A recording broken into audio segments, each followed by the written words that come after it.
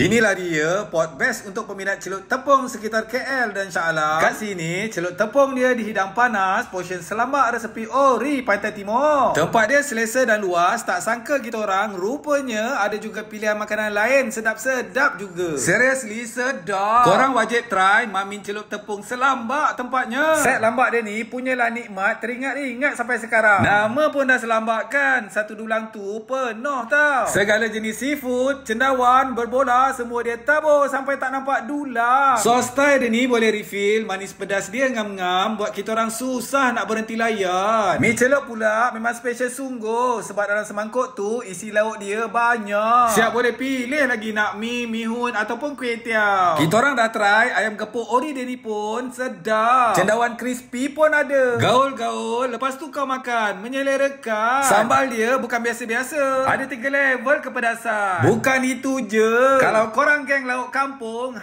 ni dia set ayam pedas pari dia pun juara juga. Nak ikan kembung atau tetel pun ada. Kuah dia pekat, bila dihirup terasa sedap, memang menyengat. Satu je masalah kat sini, bila dah datang sekali confirm teringat-ringat.